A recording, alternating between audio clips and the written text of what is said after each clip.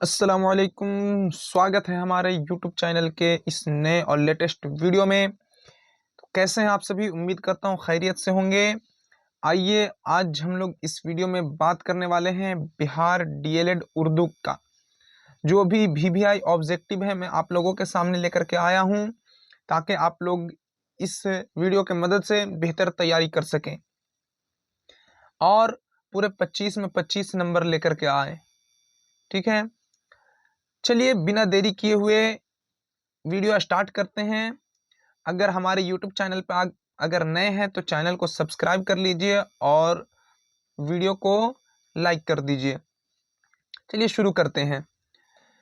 पहला सवाल देखिए, पहला सवाल है कि शामिल निसाब अफसाना आशियाना के अफसाना निगार कौन है। यानी कि हमारे निसाब में, हमारी किताब में जो अफसाना आशियाना है, इसके जो है अफसाना निगार कौन है, इसके लेखक कौन है। तो आपको पता होगा कि हमारे निसाब में जो अफसाना आशियाना है, इसके जो मुसन्निफ हैं वो कौन है? निगार अजीम है। तो सी ऑप्शन बिल्कुल सही हो जाएगा। आइए अगला सवाल देखिए, 2 नंबर सवाल है। 2 नंबर सवाल क्या कहता है,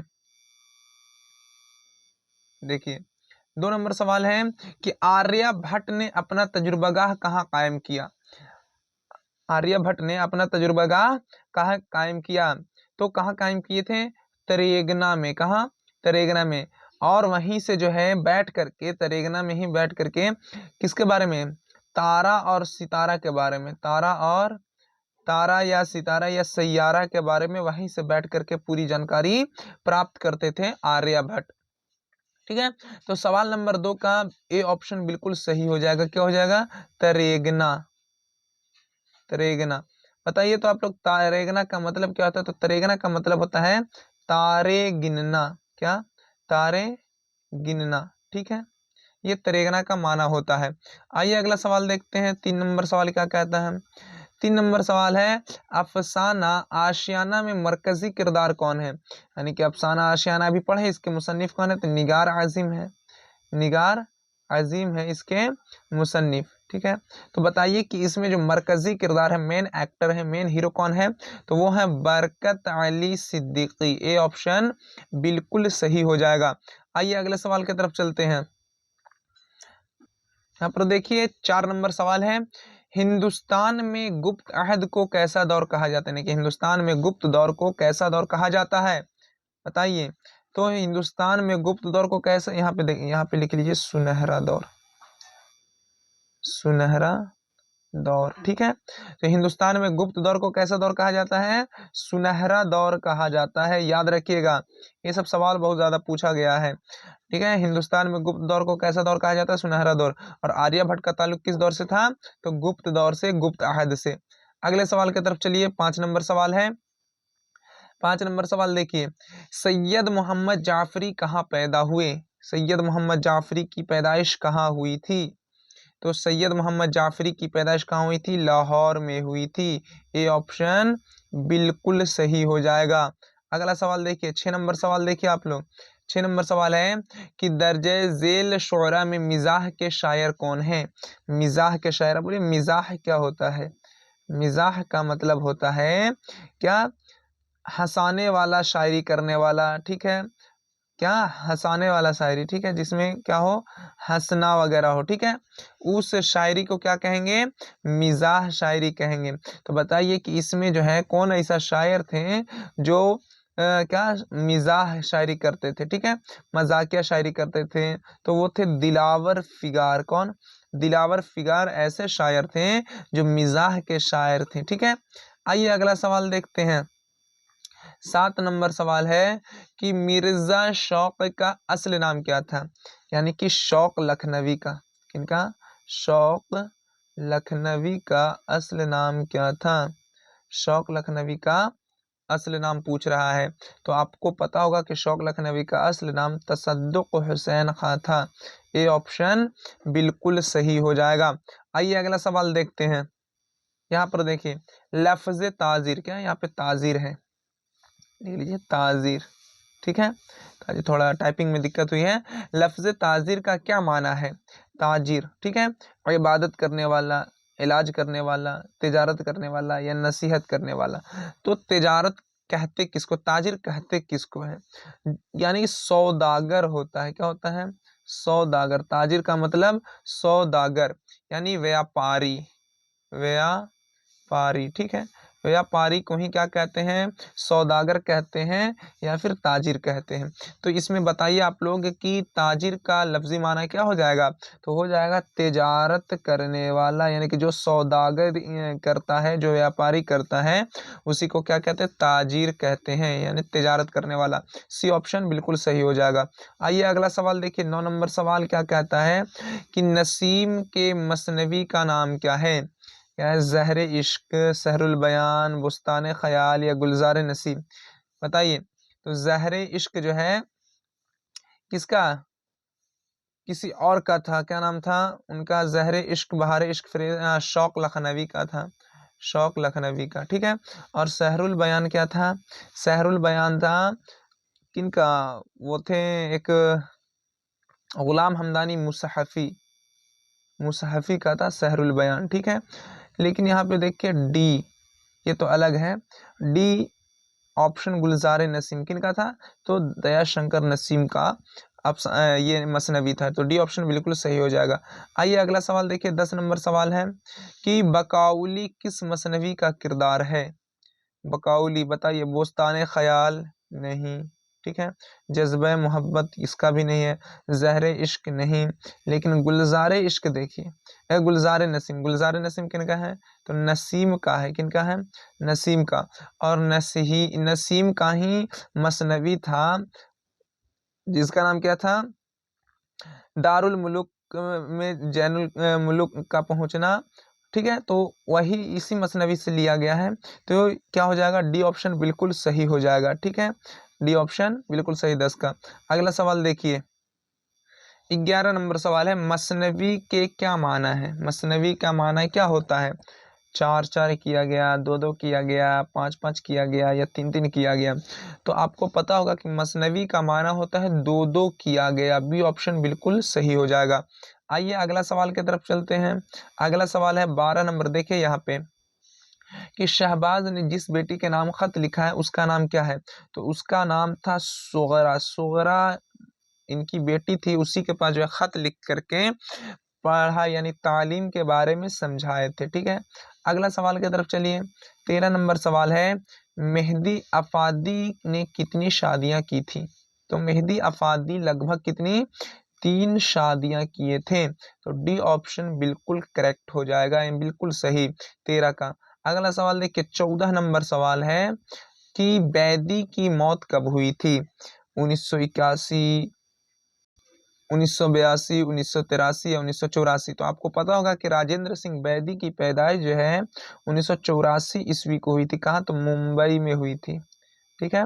और पैदाइश कब हुई थी, तो 1915 ईस्वी को। कहाँ हुई थी, लाहौर में, ठीक है। ये याद रखिएगा, राजेंद्र सिंह बैदी की पैदाइश।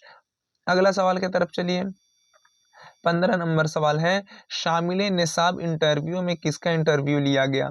तो किसका लिया गया था, राजेंद्र सिंह बैदी का इंटरव्यू लिया गया था। और कौन लिए थे, तो उस्मत चौगताई और फैयाज रफत दोनों मिल करके इंटरव्यू लिए थे, ठीक है। ये सब याद रखिएगा, बहुत पूछा गया सवाल है। अगला सवाल देखिए, 16 नंबर कि तरादोई किस अफसाना का किरदार है। तरादोई जो कहाँ से, क्या कहते हैं, शमशान घाट से क्या लाती है, संदूक लाती है। तो संदूक से इसी तरह समझ में आया कि किसका हो जाएगा, खाली संदूक का। यानी कि तरादोई नाम की एक औरत होती है जिसके शौहर जो है क्या कहीं चले जाते हैं, लोग कहते हैं कि मर गए, और ये जा करके शमशान घाट से क्या लाती है, संदूक लाती है, ठीक है। और उसी में जो है सोती है। तो तरादोई किस अफसाने के किरदार हुई, तो बी ऑप्शन बिल्कुल सही हो जाएगा, खाली संदूक। अगला सवाल देखिए, 17 नंबर सवाल है, अफसाना अर्जुन में अर्जुन किसका नाम है। अर्जुन किसका नाम है,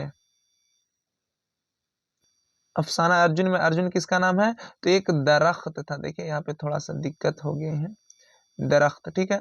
दरख्त का नाम था क्या, अर्जुन नाम था, दरख्त का नाम क्या था, अर्जुन, ठीक है।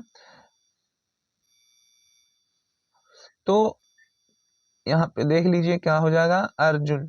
ठीक है, तो जो दरख्त था उसका नाम क्या था, अर्जुन नाम था। तो उसी में जो है उस गांव का जो है सरदार लोग थे, इस पेड़ को कटवाने वाले थे, बहुत पुराना पेड़ था। ठीक है, अगला सवाल देखिए, 18 नंबर सवाल है, नज्म दिए किस शायर की तख्लीक है। तो ये जो है अरुण कोल्हटकर की है, C option is a correct answer. ठीक है, अगला सवाल देखिए, 19 नंबर सवाल है कि हसन नईम की पैदाइश कहाँ हुई थी।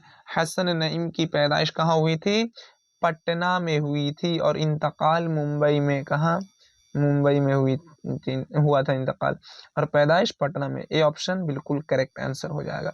ठीक है, अगला सवाल देखिए, 20 नंबर, तू वह सूरज है तेरी डॉट डॉट डॉट रह जाएंगी, जुमला मुकम्मल करना है, जुमला मुकम्मल करें। क्या कह रहा है कि तू वह सूरज है तेरी परछाई, तेरी क्या रह जाएंगी, परछाइयां रह जाएंगी, ये हो जाएगा, बिल्कुल सही हो जाएगा।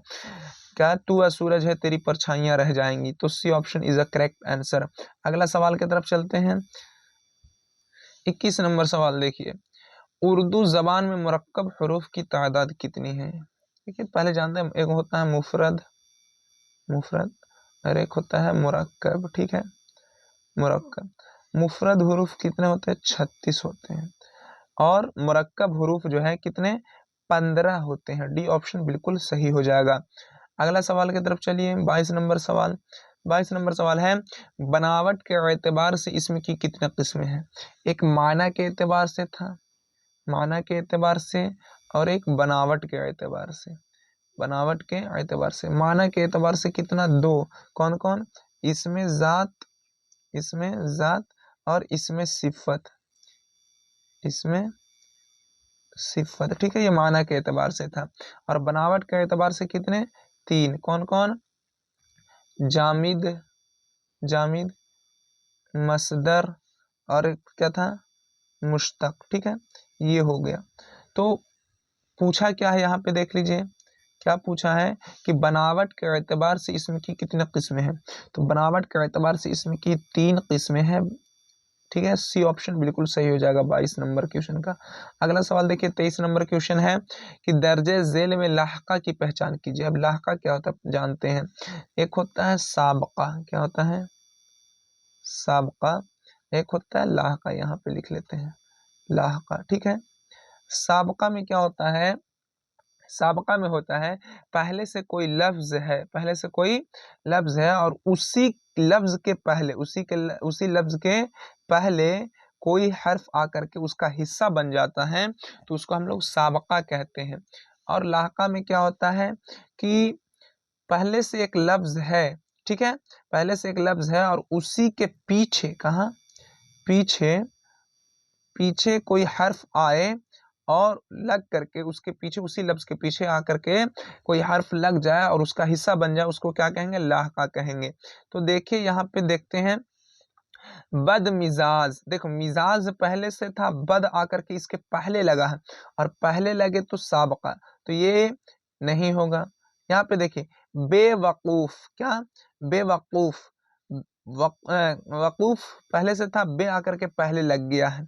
ठीक है, यानी कि लफ्ज के पहले आकर के लगा है बे, तो ये क्या हो जाएगा, साबका हो जाएगा, तो यानी कि ये भी नहीं हो जाएगा।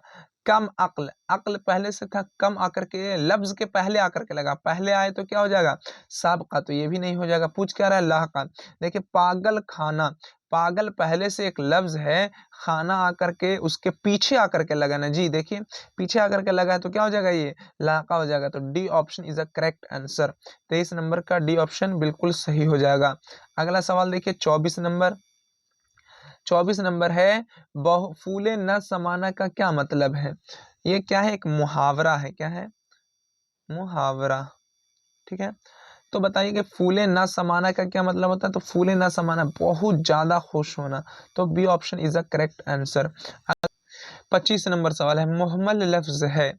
ठीक है, एक पढ़ाया था ना, मौजू और मुहम्मल, मौजू और मुहम्मल। ठीक है, मौजू किसको कहेंगे, जिसका माना हो, जिसका माना उसको मौजू कहेंगे, और जिसका कोई माना ना हो उसको क्या कहेंगे, मुहम्मल कहेंगे। तो 25 का ए ऑप्शन बिल्कुल सही हो जाएगा, जिसका कोई माना ना हो उसको क्या कहेंगे, मुहम्मल लफ्ज कहेंगे। अगला सवाल देखिए 26 नंबर सवाल है कि दर्जे झेल में काम का मुतरादिफ क्या हो जाएगा। मुतरादिफ का मतलब होता है एक माना वाला, एक माना वाला लफ्ज क्या हो जाएगा। तो देखिए लोग कहते हैं ना कि काम काज नहीं कर रहा है, तो देखिए तो यहाँ पे काज है ना ए में, तो ए ऑप्शन बिल्कुल सही हो जाएगा, काम का मुतरादिफ काज।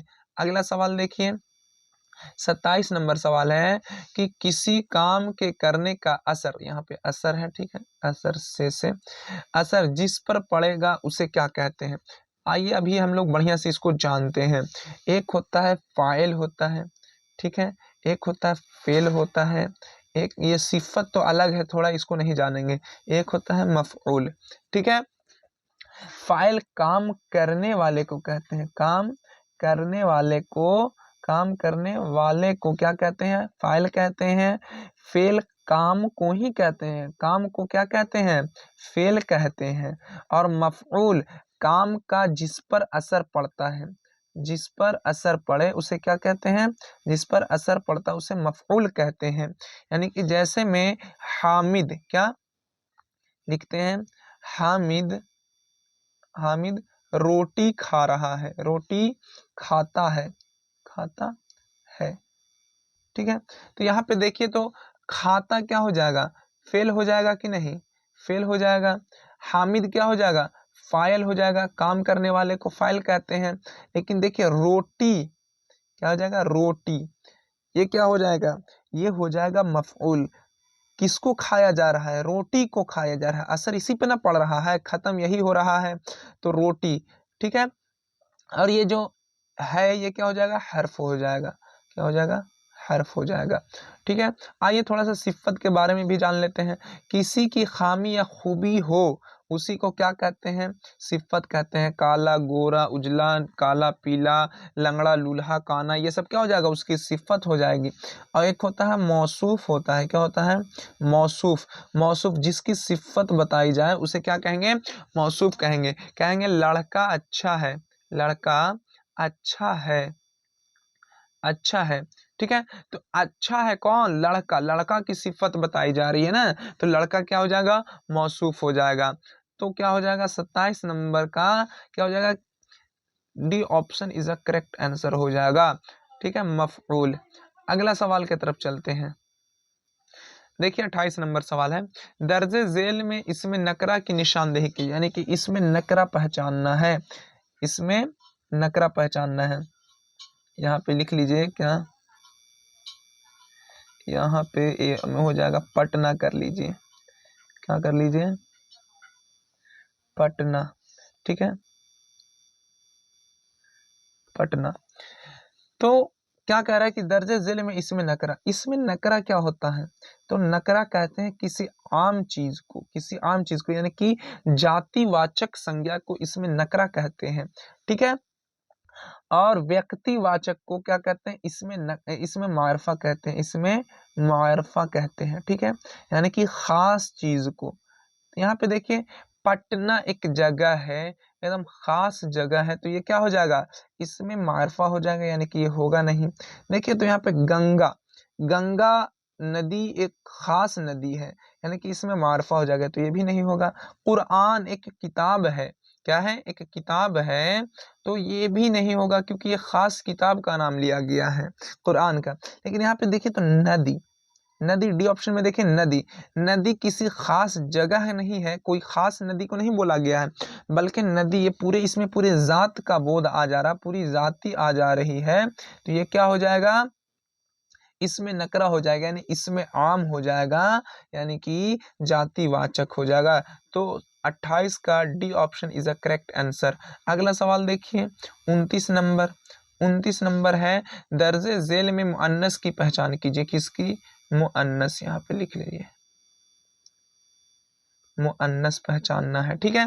अब यानी स्त्रीलिंग, क्या, स्त्रीलिंग, ठीक है, स्त्रीलिंग पहचानना है। तो देखिए तो इजाजत, जी हाँ, यहाँ पे देखिए इजाज़त, मिजाज, मेरा मिजाज अच्छा नहीं है, अच्छा यानी कि ये नहीं होगा। पत्थर बहुत बड़ा है, ये भी नहीं होगा। मेरा आँसू इतना बह गया है, लेकिन देखिए मेरी इजाज़त है कि आप जाइए, इजाज़त ले ली मैंने, ठीक है? तो ये क्या हो जाएगा, इजाज़त मुअन्नस हो जाएगा। तो 29 का A option is a correct answer. आइए आज का आखिरी सवाल यानी 30 नंबर सवाल की तरफ चलते हैं। 30 नंबर सवाल है, वह लफ्ज़ जिसका इस्तेमाल इस्म के बदले या उसकी जगह पर किया जाए उसे क्या कहते हैं? इस्म की जगह पर जिस लफ्ज़ का इस्तेमाल किया जाता है उसे क्या कहते हैं? यहाँ पे ए कर लीजिए, उसे क्या कहते हैं? सिफ़त कहते हैं, फ़िल कहते हैं, ज़मीर कहते हैं, हर्फ़ कहते हैं। तो आपको पता होना चाहिए कि यानी कि अच्छा, संज्ञा, इस्म किसको कहते हैं? संज्ञा को कहते हैं। किसको कहते हैं? संज्ञा को कहते हैं। और संज्ञा के स्थान पे जिस शब्द का इस्तेमाल करते हैं उसको क्या कहते हैं? सर्वनाम कहते हैं। सर्वनाम कहते हैं, ठीक है? तो वही कह रहा है कि इस्म के जगह पर जिसका इस्तेमाल किया जाए उसे क्या कहेंगे? तो उसे ज़मीर कहेंगे, ठीक है? ज़मीर, जैसे वह, ये सब क्या हो जाएगा? ज़मीर हो जाएगा, यानी कि सर्वनाम हो जाएगा। तो 30 का C option is a correct answer. तो आप लोग कमेंट करके बताइए, कमेंट में बताइए कि आप लोगों का कितना सही हुआ है। आप लोग इसी तरह हमारे चैनल से जुड़े रहिए और डीएलएड बिहार बोर्ड का बेहतरीन तैयारी कीजिए, ताकि जो है आप लोग उर्दू में 25 नंबर ला सकें। और हमारे चैनल एएन ऑनलाइन सॉल्यूशन 2 से जुड़े रहिए, ताकि इसी तरह की वीडियो आप लोगों तक पहुंचते रहे और आप लोगों का सरकारी कॉलेज मिले। अगर चैनल पे नए हैं तो चैनल को सब्सक्राइब कर दीजिए, और वीडियो अच्छी लगी तो वीडियो को लाइक कर दीजिए। मिलते हैं नेक्स्ट वीडियो में, तब तक खुदा हाफिज़।